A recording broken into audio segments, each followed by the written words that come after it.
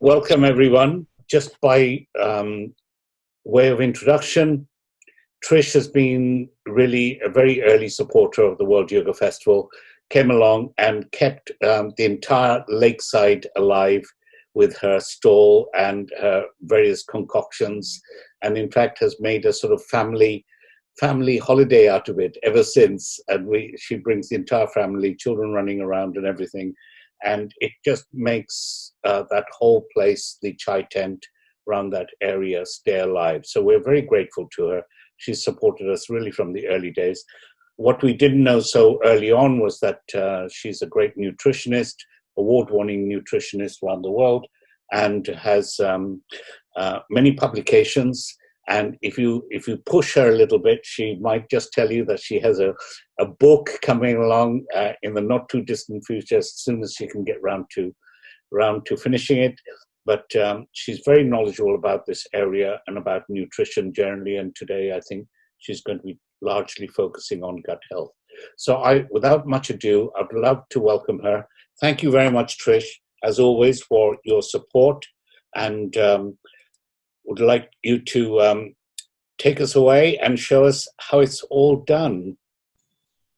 Thank you so much. Thank you to you all. And I miss you all so dearly. And I'm very grateful that you've been able to come into my kitchen for an hour on a Sunday afternoon. And I do wish really that you were all here in person and I could give each one of you a big, big hug, because I'm missing the field so much. I would normally be at Glastonbury right now, and so would Claire, and so would so many of you probably in the audience may well normally be at a festival doing some yoga or some healing or something that you love doing in a field. So I think it's tricky, but I'm so glad that we feel that we can still connect with amazing technology. So you've got the chance to come into my kitchen, and I can share with you one of my absolute passions. I love alchemy of food. I love transforming real food into something else that is not only delicious, but incredibly healthy. And I do that with my juices and my smoothies. And of course, with the coffee, it's quite magical as well. And with fermented food, because fermented food is such an ancient tradition, and very all ancient nourishing cultures have fermentation as part of their daily food, if not part of every single meal. You know, the Russians, the Koreans, the Japanese, the Germans, they all use fermentation. The Tibetans with kefir, they all use some sort of fermentation technique to magically transform the food from something into something even better. So today we're going to take cabbage and we're going to transform this amazing cabbage, which is so beautiful. I mean, this is just, the golden mean in action. This is just so... I love, the magic of nature and the power of nature and the gifts from the earth that we work with when we're doing juicing and fermentation. So we're going to take this beautiful organic cabbage, which is high in vitamin C and magnesium and potassium, and we're going to transform it into a jar that you can keep for years. Now, I have tasted 3-month-old sauerkraut, 2-year-old sauerkraut, and even 8-year-old sauerkraut. So this is magical, because what this does is it transforms the level of vitamin C and it magnifies it to thousands times what is here. By fermenting it, you're also magnifying it and creating its own B12. So this is a fantastic food for vegans, to get that B12 into your system. And a little bit goes a long, long way, and it works on its way through the gut. So as I'm chopping, I'm going to tell you my story, because it's a really interesting one. It's a story of miracle, really, where I was able to transform my health from someone really, really sick and unwell to someone who's, very robust health now. So I'll tell you that story. But what we're going to need today is we're going to need a jar, something quite large, all right? But even if you just had a jar this size, that's okay. But when you've got the ingredients of one red cabbage and one white cabbage, you're probably going to need a jar about this size, maybe a little bit smaller. These are organic red cabbages. However, when you're fermenting, I mean, organic is always obviously better for us and better for the environment. But if you struggle with getting organic foods, and I know it's a little bit tricky to get some of your favorite produce at the moment, the magic about fermenting is that the fermentation process can overcome any pesticide or herbicide residue. Now, the end result will be better if it is organic. However, the magic that happens with the fermentation process, which is so incredible, because in the first 3 or 4 days of fermenting, you're actually creating E. coli. You're creating a bacteria that's quite harmful, but then the power of the magic of the fermentation process makes it into something even better. Okay, so, and that happens over a period of a couple of weeks. It really depends on the temperature of the room where you keep the ferments, and of course, the temperature of the day. I mean, last week we had crazy temperatures, like proper Australian temperatures, and this week we've got back to English summer, possibly 16 degrees. So, okay, so you're going to need some cabbage. I like to create red. I like to use red and white cabbage. You've got different nutrients in both, but the end result will be a deep red colour. Okay, that is red and white cabbage together, but after a period of time, it just looks like the colour of beetroot. Now, if you've got questions as we're going along, please be sure to type them into the chat, because at the end we can make sure that I answer all of your questions. And if we find that we've got enough time, I'm also going to tell you about a few other ferments, so kombucha and kefir and kimchi, and I've got some examples of those here. Now, you may be new to fermenting, but you won't be new to trying fermented foods. If you've had cheese and yogurt and coffee and chocolate and wine or beer or that sort of thing, you would have had fermented food in your life before. So it's not unusual. It's not an unusual thing. Coffee and chocolate particularly, you may not have realized, is a fermented food. So fermented foods can be very, very good for you in the right amounts. We only need a small amount regularly, because it feeds the good bacteria and the good flora and the balance of good bacteria as it travels through the small and the large intestine. Now, one thing that I forgot to put on the list with Christina with the things that you would need, but it's an optional, is some either cumin seeds. I use organic cumin seeds. You probably can't see those a bit glary. And juniper berries. I love the flavour of juniper berries in my ferment. So just a few of those. If you haven't got them, it doesn't matter. The main ingredients are the cabbage and the salt. Now, I've recently discovered this salt. It's a Cornish seaweed salt, and it has dulse flakes in it. Now, dulse is very good for iodine, and many of us are iodine deficient. So having this salt with the dulse flakes in is very, very good. Okay, so firstly we're going to get chopping, and I've got a big stainless steel bowl. I like the bigger the bowl the better, because otherwise you tend to make a bit of a mess in the kitchen. And I did start to prepare some of these cabbages because I did make a little bit of a head start before, but I will show you what I've done. But it is good to keep these bits. So when you cut these bits off, really good to keep them, because what you will find if you end up with a jar this big, you can see in the top that I've used the ends to hold the contents of the jar down under the liquid, which is really important because you don't want a lot of air getting in. So keep all these bits, and you may need them at the end to seal or just to put into the top of the jar and keep the liquid, keep the ingredients of the ferment below the liquid, and shove that in to stop it rising up as it ferments. So it's quite handy. So even the bits that I've cut out from the middle here, I've kept just in case, all right?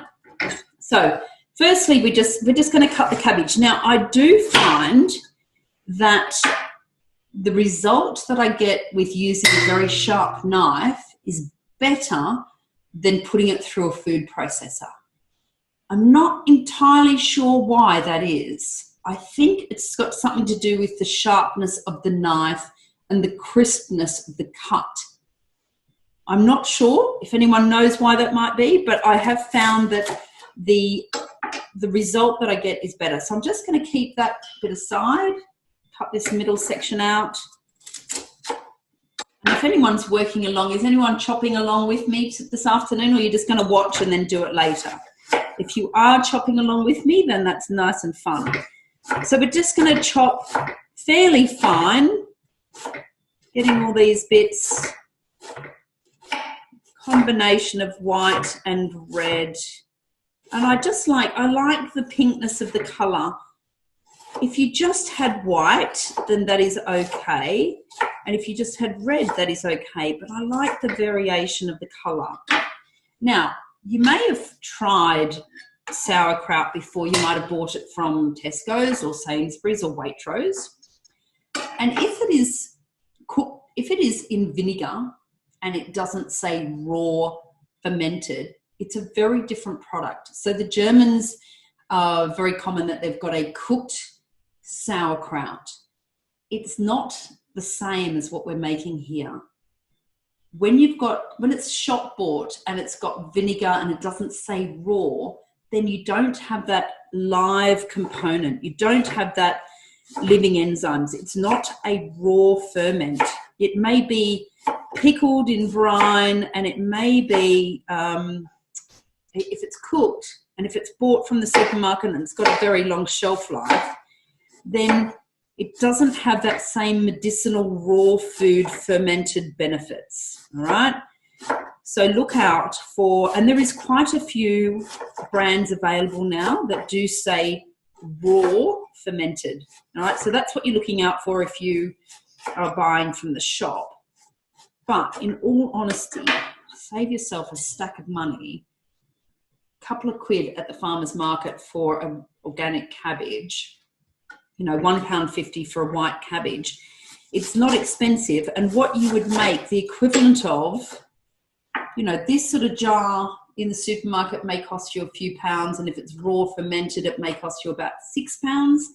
But then making this yourself is going to save a stack of money. And it's a bit of fun, I really encourage my clients to get into the kitchen. That is where the real healing happens with the gut, because preparing real food and making mess in your kitchen and creating magic in your kitchen is where you're going to get your energy from. So I think it's very important also that we teach our children and our grandchildren where food comes from and how to prepare good food. It's very, very important. It's so important to have yourself a good set of knives and a decent chopping board and maybe even some time in the garden. I've actually spent a lot of time in the garden since I got back from Australia in March, and that's my big thing now. I've actually taken on an allotment, which has been a lot of fun. So I'm just breaking that bit out. And again, just cutting down so it's a shape that's easy to handle. You don't want to be having to cut through something so big. And as thin as possible. Doesn't have to be all perfect and all the same size, all right? But just cutting through with a nice sharp knife is going to give you that good finish. Right, now as I'm cutting, let me tell you about my healing journey. For 32 years, I had very debilitating health conditions. I had asthma. I had anaphylaxis. And when I ended up in hospital for the 12th time in 1 year, or in the back of an ambulance administering adrenaline with an EpiPen, I realised that I had to do something differently. Now, I was born, I've got a twin brother, and when I was born, I was very underweight, and I spent a long time in the hospital with undeveloped lungs, respiratory weakness, And as an adult, I gave up dairy when I was about 14. I thought intuitively that dairy may be making my situation worse. I was so sick as a kid. I had to have bricks underneath the end of my bed so my lungs would drain down while I was sleeping. One of my earliest memories was being laid across my dad's knees as he would be cupping my chest, and I would be coughing. Cough, cough, cough, cup, cup, cup. And so I was really poorly as a kid. I was always sick. I was always the first person in the house to get colds, flus, asthma, bronchitis. And I had to take a lot of medication. So I was told at the age of 15 that I was hyperallergic and that I'd have to be on medication for the rest of my life. And I sort of took that as given, really, that I would have to have all these anabolic steroids and all of these things for the rest of my life. Okay, so that's enough chopping now. So now we're going to do some mixing. Now in here I'm going to be putting about 20 grams, so about 2 tablespoons of salt. I don't like to measure things, so I had to actually physically measure that for you. So a good sprinkle of salt, about 20 grams. And we're going to massage this in. Okay, so back to my story. Yes, so 12 anaphylactic episodes in 1 year. And I realized that I actually had to get some help. I had to start to really focus on my health because I had all this medication. I was taking antihistamines every day. I was having Ventolin and Beclofort and Atrovent, and I was taking pain relief. I was having these really bad headaches. And up until the age of 32, this was my life. And when I was 32 and I decided to start my juice business, I was handling fruit from all around the world and I wasn't well enough to do my business. I was actually really sick. I came across a nutritionist in Gloucester and she changed my life with working with her for 6 weeks. And during that time, I did elimination protocols. So I had to take out all of these foods. I was also diagnosed with Lyme disease and candida and a hookworm and all these parasites and all of these things, all of these gut issues. And I never would have dreamed that my asthma and my allergies were because of my gut health, my compromised gut health. So I worked with this nutritionist for 6 weeks and she basically changed my life. And from that point on, I knew I had a new mission in life, was to not only, I was already inspiring people to be healthy through the juice business, but I had to go deeper. I had to know more. I had to study more and learn more about the amazing healing power of the gut and real foods and food alchemy and raw foods and all that sort of thing. So I went and studied. I did a lot of study and now I'm a gut specialist. So I specialize in helping women particularly, but I don't say no to men, but women particularly over the age of 35, 40, that also have hormonal issues, because what happens, ladies, when we're perimenopausal and menopausal, we end up becoming so sensitive. And if we've got allergies and we've got compromised gut health, then this is when things really start to get serious. So I work with a lot of women who are, really perimenopausal and menopausal that have gut issues. And I teach a lot of different ancient techniques like this that may have been lost along the way. So what we do here now is we're massaging the salt in. And this usually takes about 20 minutes. It will depend on the salt, it will depend on the temperature in the room, and it will depend on the cabbage. So some cabbages are more juicy than others. Now, if you have something to bash this with at this point is very handy. So things that you might have lying around the house, like you might have one of these for bashing up your herbs. You might have a rolling pin, wooden rolling pin. That's quite a handy device. This is a tamper from one of my slow juicers. That's quite handy. That's also something from a slow juicer for bashing. And I actually have a dedicated tamper. This is particularly for fermenting, and it's a beautiful piece of oak And this is great. So if you are feeling frustrated with your current situation of a global pandemic, and or if you're getting frustrated with your children and your homeschooling, bless them, they're doing the best they can. Or if you're just, if you just feel like you want a good workout after your yoga session, then you can be pounding this, all right?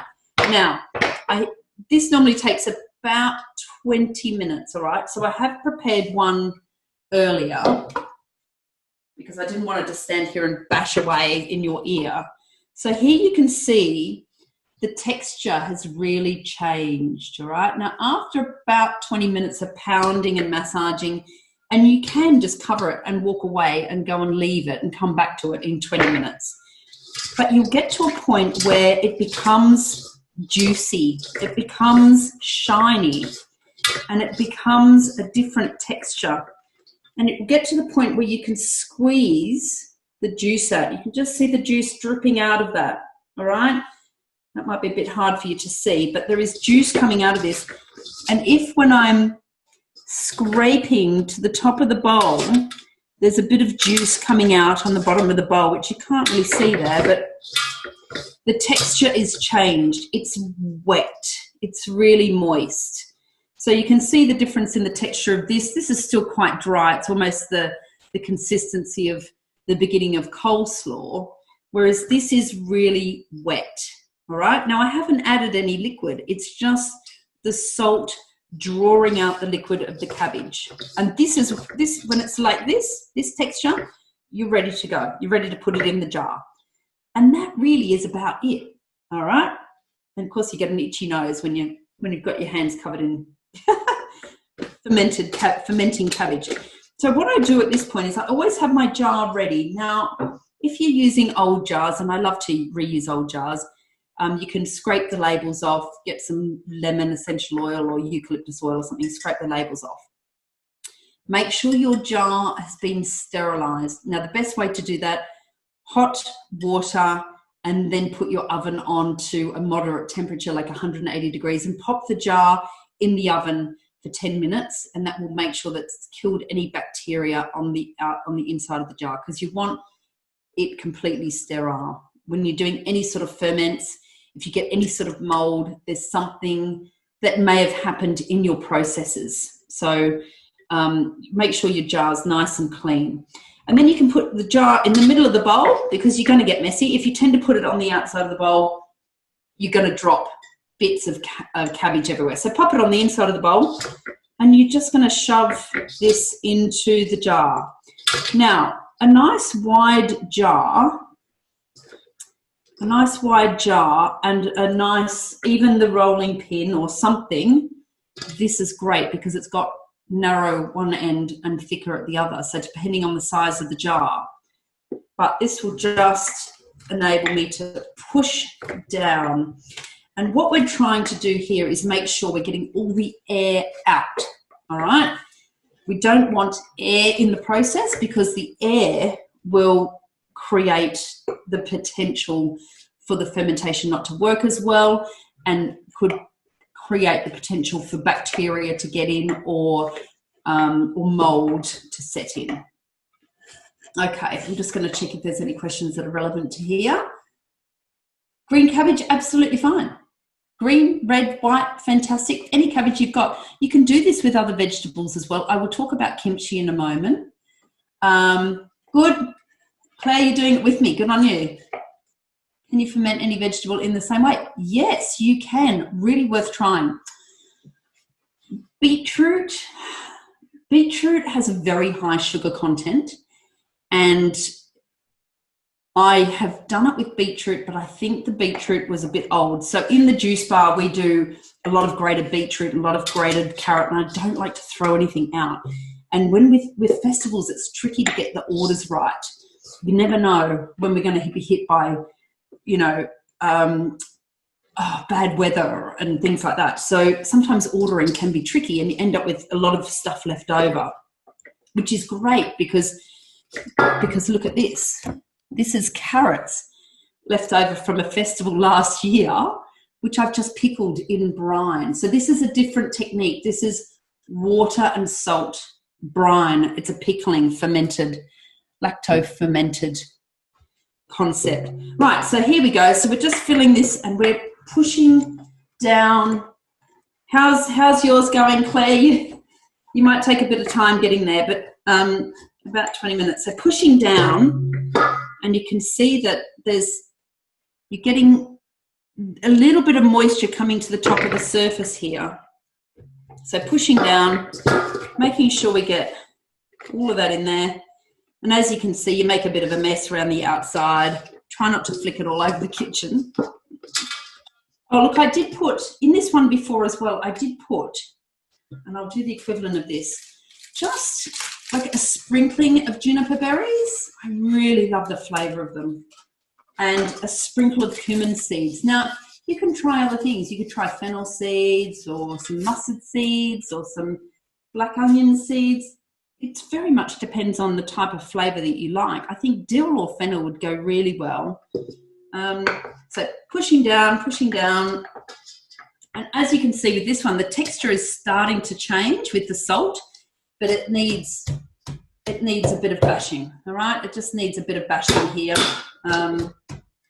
So keep bashing away there, and keep then also with that one, you just want to, with this one, just keep massaging, tossing it over, giving it a rub, giving it a bash, giving it a rub, giving it a bash, and you'll start to feel the texture change from dry to quite wet. So that is starting to change now, a bit more bashing required. Claire, you can take your tension, any kids, get your kids onto it as well. It's good to teach your children about these old techniques. Now, I tell you, Captain Cook, when he sailed to Australia, his men did not get scurvy. Do you know why? They had sauerkraut on board. So it's a fantastic way of preserving foods. I will know a lot about different pickling and brines and fermenting of foods on the allotment, because I know this year we're going to have a huge harvest of courgettes and carrots and cucumbers, and of course it will all come at once. So, all right, so I'm starting to get a bit of liquid coming out over the top now, which is great. I want as much liquid coming out over the top to keep that top nice and moist. So squishing that down, and you can see now, if I squeeze that towards the camera, I don't know if you can see, but there's quite a bit of liquid in there that's coming up to the top, which is really good. All right, now, when you get to this point, this is where this sort of stuff comes in handy. So get a few of your leaves that are, and if these go mouldy, that's absolutely fine. What you can do is take them out and replace them. But this is quite good to stop any air getting in, just to seal it off and stop the cabbage rising up. All right, so that's good. That's all under the water. Look at that. Look how much water's come up there now. Well, not water, but like cabbage juice. So that's created a good airlock. There's still a little bit of air in the top there. And then I'm going to put my lid on. Now, a little trick with this, okay, because over the next 3 days, this is going to bubble up. Now, depending again where you've got it, I tend to keep mine in my utility room. A little bit of a trick. Keep them in a tray, because what happens is that they bubble up, and in 3 days' time, you have to burp it, all right? So what you're going to do in 3 days' time, you're going to come along, you're going to open the lid, and you're going to press that down, and all of the other members of your household will go, "Oh, what's that smell?" And you'll have, that's the Ebola, that's, that the gas is escaping. But what will happen, especially if it's warm, like if it was, if you were fermenting last week, that's really warm temperature will ferment things much more quickly. So like in Australia, things ferment so much more quickly than here. So make sure you burp your ferments, okay, which just means opening the lid, squashing down, breaking the seal, letting any air bubbles out, because it's going to bubble up. It's going to bubble, bubble, bubble, right? Really, really lively. When you open your seal, you might end up hearing a little bit of the gas release. Fantastic. That's what you're looking for. So then you'll reseal it, and then you'll do that every few days, every couple of days. But having it in a tray like this means that it's not going to bubble up and go all over your floor, or your tiled floor, or your, if you have it on a shelf, then that purple stain, like what I've got on my hands, is not going to stain your cupboard or your bench or wherever you have it. So keep it in a tray like that. Just a little oven tray is a very good idea. And then, you know, if you do a few at a time, then you've got them in there. All right, so that saves creating mess. So don't forget to burp them. I shall give you a little nudge in a few days' time to burp your sauerkraut. Okay, I'm going to show you a few different variations of what they look like in a few months' time. And that's going to sit there. You can see the texture of this one starting to change already, but I just didn't want to stand here bashing it for too long. But Claire, you'll probably notice that that's changed. Yours is starting to change already. So that's ready to go, and that's going to go into the utility room. Okay, now it will be ready to eat. Again, depends on the temperature and depends on the taste of what you like. You can begin to start tasting that in about 10 days, I would have thought. Now, if you like the flavour of it at that point, if you like the sourness of it and the crispness of it, then you can store that in the fridge. You can keep storing that in your cupboard for months. It will keep fermenting. Now, a refrigeration unit is just a device for slowing fermentation down. But, you know, you can store it in the fridge once you're happy with the taste. Now, if we can see with this one, I've got some extra bits on there on top just to keep the air out. And this is really good. This is I think left over from last year. So this is about 9 months old, and it's a really beautiful ferment. Like, it's smelling great. It smells sour. It doesn't smell moldy. It doesn't smell like soccer socks. It just smells crisp, and I really get a sense of the juniper berries and the cumin in there, and it smells very fresh, even though it's 8 months old. So, and I have been keeping this one in the fridge because I like the flavour of this one. But I want to show you an example of something that may happen to you, which is not wrong, all right? And this is a build-up of calm yeast. Now, this seal, this bottle, there's too much air in here.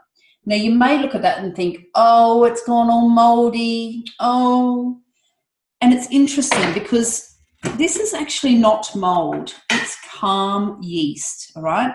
Now, calm yeast is not harmful to you. However, you probably don't want to have too much of it. It's quite a strong, intense flavour. So what I found here is that there's too much air getting in. It might be the seal of this jar that's not quite working, all right? But the rest of this, you can see this ferment from here down is absolutely fine. So what I would do when it gets to this point, and I have had too much air in this area, I'm going to scrape all of that off, and I'm going to see what it smells like down here. And I did this just recently where I did scrape it off. I did put some more leaves in there, but it hasn't quite done the job. There's something about this jar that's not quite right. So it doesn't smell off. If it was mold, it would be either furry green or furry pink. It wouldn't be just this yeasty white. So this is calm yeast, and I'm going to scrape that off. And sometimes, especially with very old ferments, you might just have that calm yeast build up.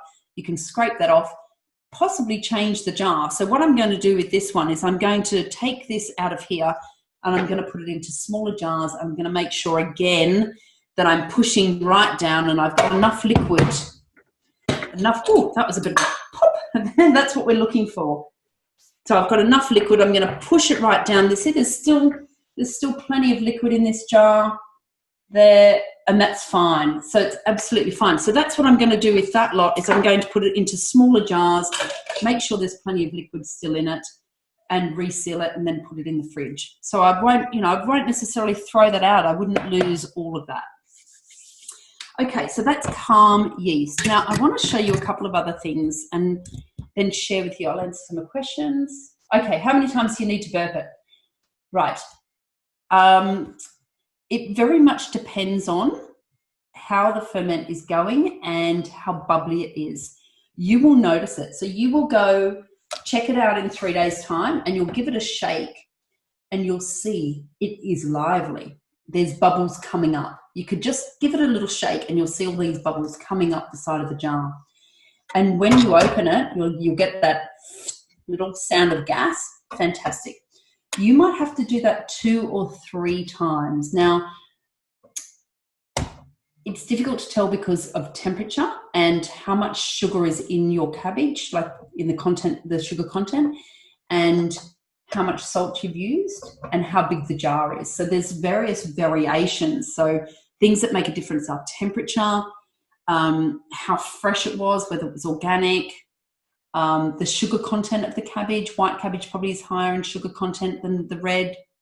All those things will make a difference for the ferment. So check on it every 3 days. Check on it, burp it. When you get to the point when you open it and there's no release of that gas, then you're starting to get to a point where you could taste it. All right. I would say you could taste it from about 10 days time and see what you think. And look, you'll get used to what you like. How sour do you like it? How crunchy do you like it? Because the texture does change. I tend to like mine from about at least a couple of months old, but I like my sauerkraut very sour. So it's like my green smoothies. I like them very savory, very green. And remember, bitter on the tongue is very sweet on the tummy.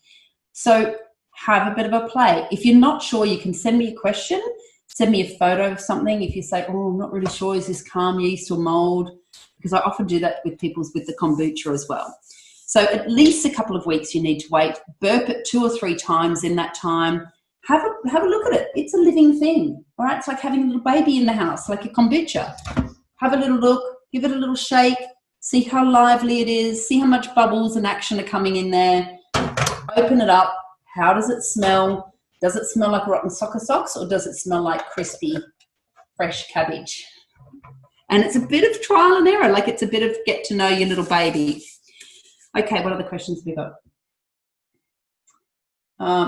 Okay, fantastic. How often do we eat it?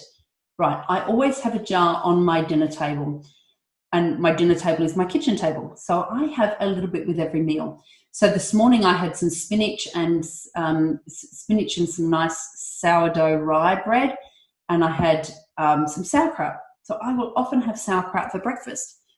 Again at lunch, I've got some rice cakes with some hummus and some little salty fish. What are they called? Not the anchovies, the other little white ones, pickled fish. And again, some sauerkraut on top because I love it, and a little bit and often. For the evening meal with the salad, I will have just that little bit of sauerkraut. And I encourage my kids to have it as well.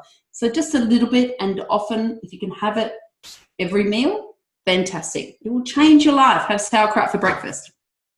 Okay. Yes. Okay. So so the question is, you can continue to ferment for months. Should you be burping it for that entire duration? What you will start to find after a couple of weeks, the bubbles will get less. Okay. So all that activity will get less and you won't have to burp it as often. In saying that, so I have a kimchi. I have this amazing kimchi box. Check this out. This is from Korea. My brother-in-law got it for me when he was there. Did you know in Korea, when they make kimchi, and everybody makes kimchi, and they make it a national holiday, I think they have a kimchi day every month or every couple of months or something, and it's a national holiday, and the government supplies you the ingredients for the kimchi because they love it so much. It's such a big part of their culture.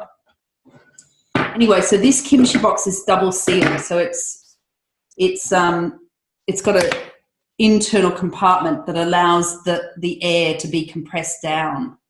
All right. Now, this has been fermenting for a month. I had to think then, about a month. And it is still fermenting, but it is fine to eat. So when I press this down, there is still some air bubbles coming up. So it's still a little bit lively, but it's perfectly fine to eat now. I did taste it earlier and it's delicious.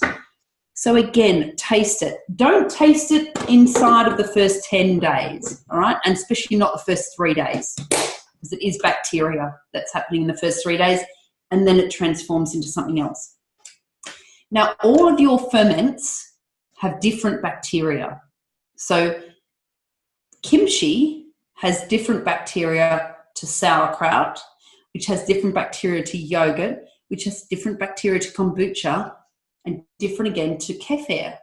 So having some variation in your life with your ferments is a very good thing, because you're getting broad bacteria, and we are mostly bacteria. So we want more of the good stuff. So kimchi is a little bit of a different method.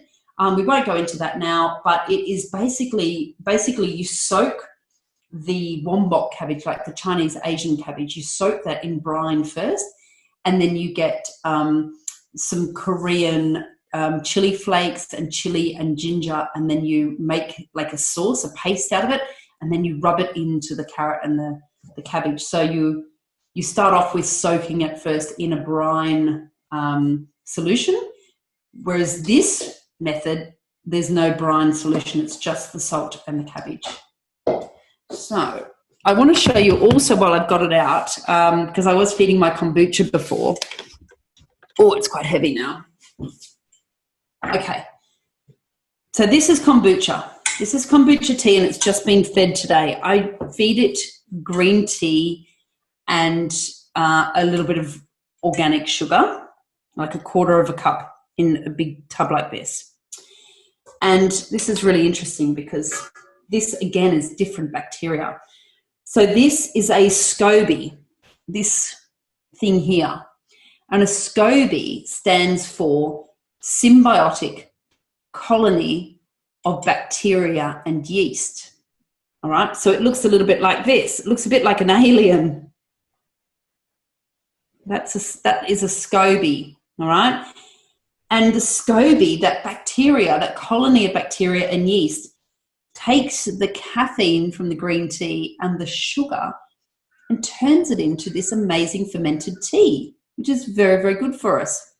It's great for flavouring, making second ferments, and having a bit of fun making your own tasty concoctions, which are very good for your gut. Again, they work on their way through the gut.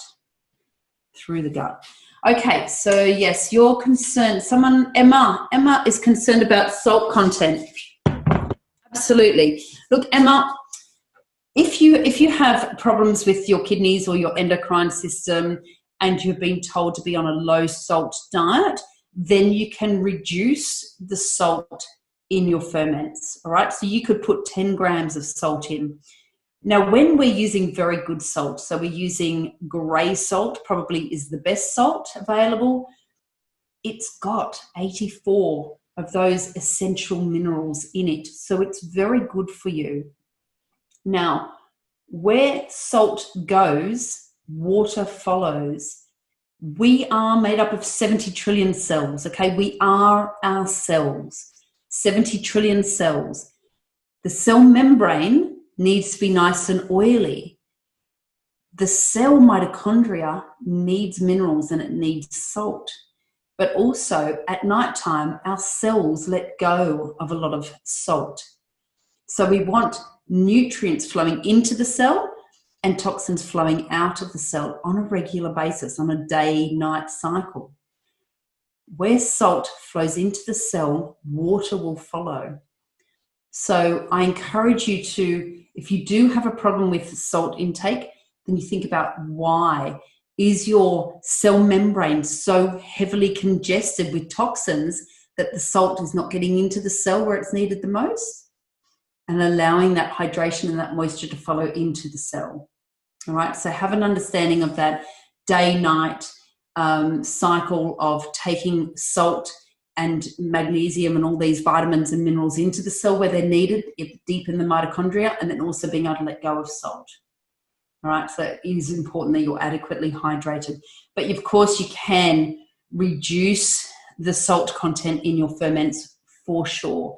They may take a little bit longer to ferment, but that's okay. All right, you're working with nature, not against it. Okay, someone has asked, yes, right, so someone has asked about how can you make a SCOBY. Basically, when you've got a kombucha, you're starting off with a SCOBY. So you can buy a SCOBY. I post out SCOBYs when I've got enough, but I've recently posted out a lot. So if you do want a SCOBY, I could probably post you one. I vacuum pack them and I post them out. You can get them on the internet. You can make your own, but it does take quite a while to form a SCOBY from nothing. It does take a little bit longer. Buying in a SCOBY, so buying in the symbiotic colony of yeast and bacteria is a good way to get started. It's like kefir as well. You can buy kefir grains to get you started. It's like a yogurt starter kit as well. All of these things, it's good to have a little starter. In saying that, talking about starters, so the juice from this, so the juice from kimchi or sauerkraut, you could pour that out into a cup. Very good for a digestive tonic, good for a fire tonic. And you can make your own fire tonic as well. So making a tonic out of ginger and chili, very, very good for the digestive system, very good for the digestive fire. Like the Kundalini yoga, waking up the digestive fire, doing fire tonics and drinking that juice is very, very good for you. B12, vitamin C, magnesium, potassium, all those good probiotics. Okay, what else we got? Can you use pink Himalayan salt? Absolutely. I try to find the best salt possible, but I always have to laugh. You know, when I go to Australia, you know the salt that they love the most in Australia? Malvern salt, from the Malverns. Now, I'm in the Cotswolds, right? So the Malverns is not very far away. So in Australia, we love Malvern salt or Celtic sea salt. Now, in the Cotswolds, you know what I've seen recently was South Australian pink salt. And I'm thinking, that's just so funny that here we are on this side of the world and we've got Celtic sea salt, but we want Australian salt. And in Australia, we've got Australian salt and we want Himalayan or we want Malvern salt. So yes, look, I think the best salt that you can get your hands on, pink salt or grey salt, both of those, I think the grey salt probably is the best for the mineral content. But it does make me laugh that we always want something from a long way away when could be, you know, the best stuff's on our doorstep. Okay, what else we got? Yes. Okay, when do you add it? Excellent. I'm so glad because I missed that step out. So I've already added the cumin and the juniper to this. So all I did was a few juniper berries and I've sprinkled that over. Okay, so just the equivalent really of a dessert spoon. And same with the cumin, depending on how much you like it. I did make a sauerkraut with some fennel seeds and I loved it so much, but my girlfriend hates fennel. So I thought, oh, okay, probably won't do that again. But just, you know, probably again a dessert spoon, and you add it while we are getting this nice and moist. So this texture has changed just in this time that I've been talking to you. The texture of this has changed. Can we squeeze the juice out? Almost. We're almost to the point of squeezing the juice out. So that needs a bit more bashing and a bit more rubbing. But you want to get that nice and looks like Claire's still bashing. No, it looks like she's done now. Get it to the point where you can just squeeze that juice out. There is some juice coming out of that now. Not quite enough. It's not quite there yet. But just letting it sit there. And yes, I've already put that sauerkraut and cumin in there. Okay. Yes. Okay. So someone else is asking that they've tried water kefir and yeah, so they've tried water kefir and the temperature in the house doesn't seem to get very hot enough to ferment. Does it have to have bubbles? Yes, ideally there would be some small bubbles. Even when you just shake it or you give it a little stir, there's some little bubbles.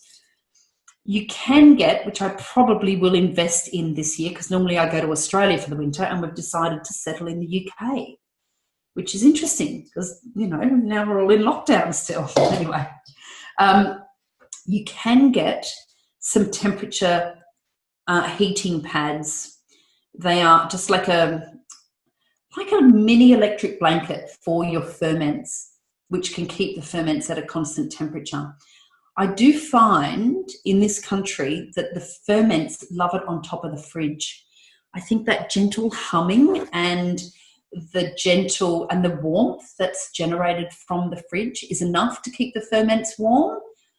Of course, if you have a drying cupboard, then that might be a good place to keep your ferments as well, especially as it gets cold. But you can, if you're serious about this sort of thing, you can invest in a heating pad for your ferments, especially during the winter, which I'm yet to experience. So we'll see how I get on.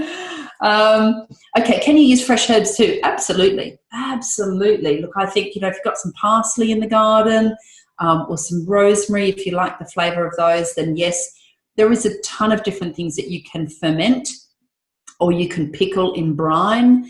And certainly, ancient traditions, our grandmothers and their grandmothers would have been doing a lot of this. So I know in Poland they have these huge barrels, old barrels in the garden or in the shed where they have all their vegetables fermenting, and that's what they do. They have these big vats of the stuff, which is amazing. I think, yes, I reckon nettle seeds, because I've just noticed some nettle seeds out in my garden and they're very seedy at the moment, and they are fantastic for serotonin. So Kerry has asked, would nettle seeds hold their goodness? I think it would be very interesting to try. So dandelion flowers, let me share this with you. Right, so dandelion flowers, I've just picked I wrote the date on the 20th of April, I picked all the dandelion flowers in my garden and I put them in with some apple cider vinegar. Now this tincture, once it's been soaking for 6 weeks, is a fantastic tincture for your kidneys. So I think you could do the same with nettles, absolutely. There's a couple of great, there's some amazing people on the internet, YouTube, and there is a couple of great fermenting groups on Facebook. You could ask them that question as well, because I've never done nettles, but I've never stayed in one place long enough to think, oh, right, I could do so many more different herbs and vegetables this way. But I think, nettle seeds are so powerful with melatonin, serotonin, energy, hormone balancing that, I'm sure you could do some amazing magic with nettles. But, that one with the dandelion flowers, that's a really good one. That's ready to drink now. So I'm quite keen to try that one out. Okay, how are we going? We're going well for time. We've got a few minutes left, so I'm really happy to open it up now to specific questions that you would like. Ram, maybe if we unmute some people, we can I put my sauerkraut in a hot jar to sterilise?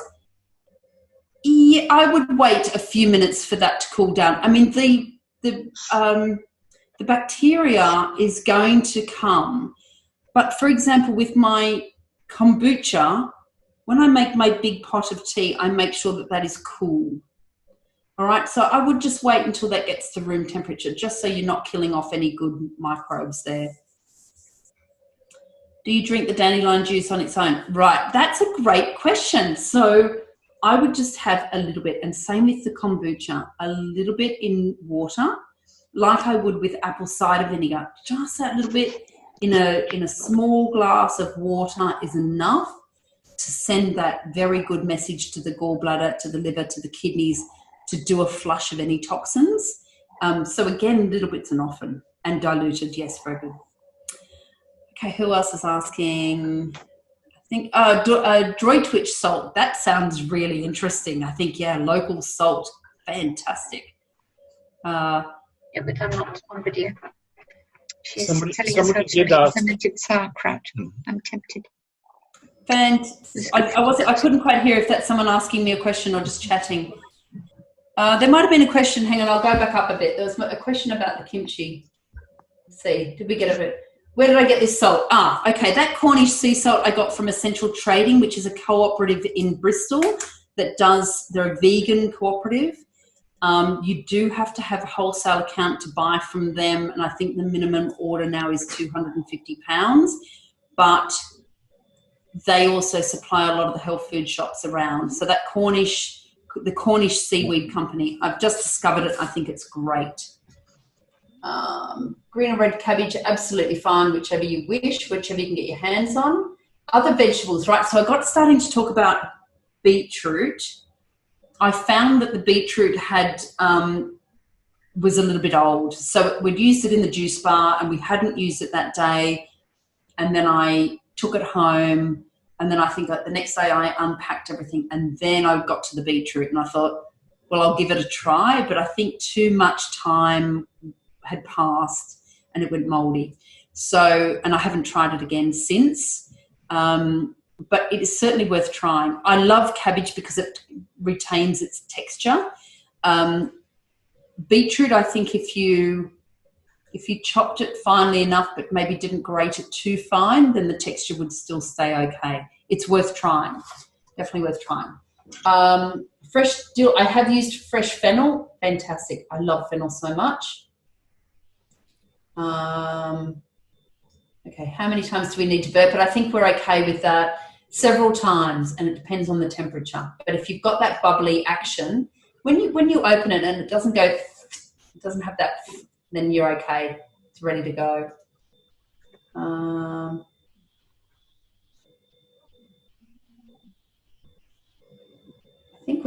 think I've answered all the questions.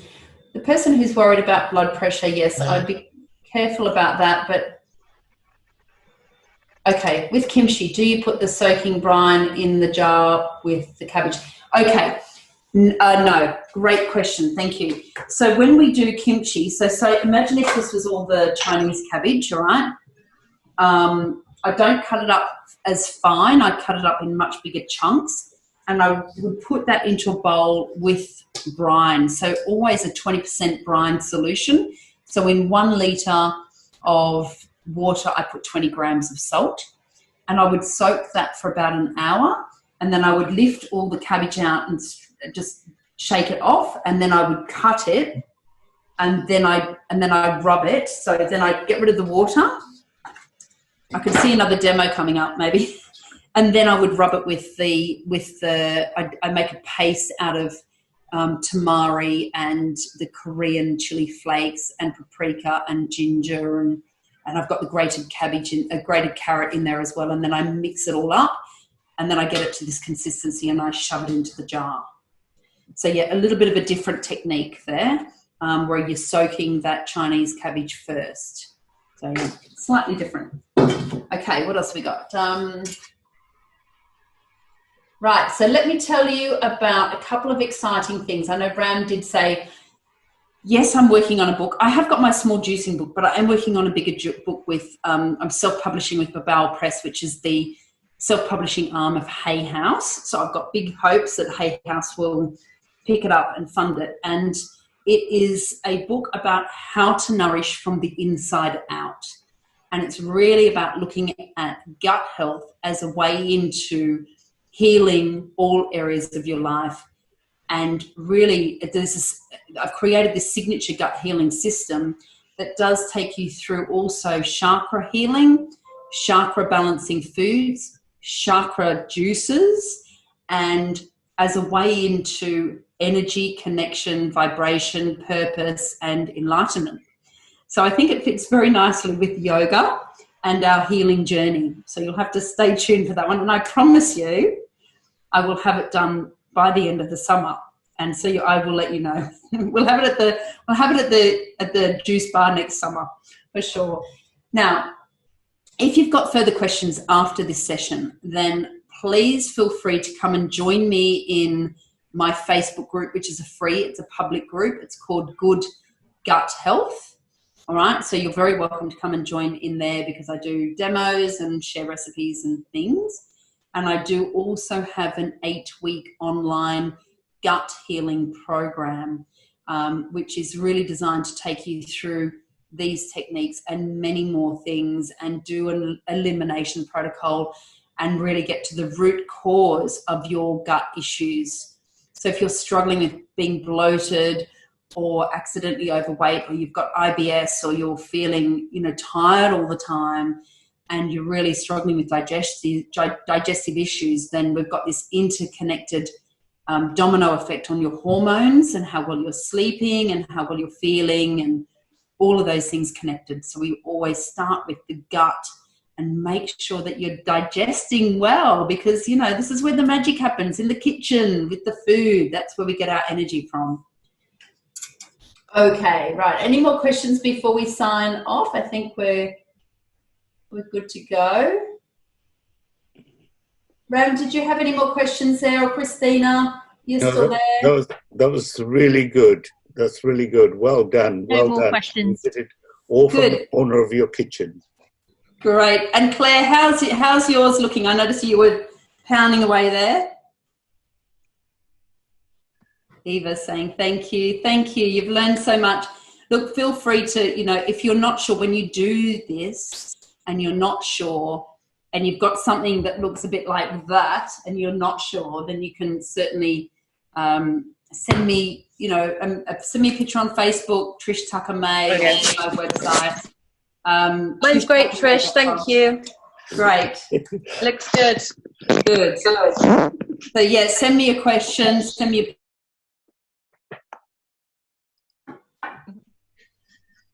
So what we will do, hang on a moment. Yes, what we will do, Trish, is that we'll just put up some of those links to your Facebook page and your email address, and if somebody wants to contact you, then they can do so. So if everybody's done with their bashing, their cabbage looks as if it's really had a hard time, then I think we can conclude this one. Thank you very much, Trish. Lovely to see you as always. We'll welcome you to the 2021 festival, World Yoga Festival. Come and see her. She'll have a book all over her stall. You won't be able to buy a smoothie without being able to buy a book. I tell you, I do warn you though at this moment, that smoothie is going to be quite expensive because you're going to have to buy the book first. But it'll be a lovely time. See you all there. Thank you again, Trish. Lovely little tour. Very welcome. I'm so grateful, and I really look forward to seeing you all next year. All right. Lovely. Take care. All right. Bye-bye for now. Bye-bye. Yeah.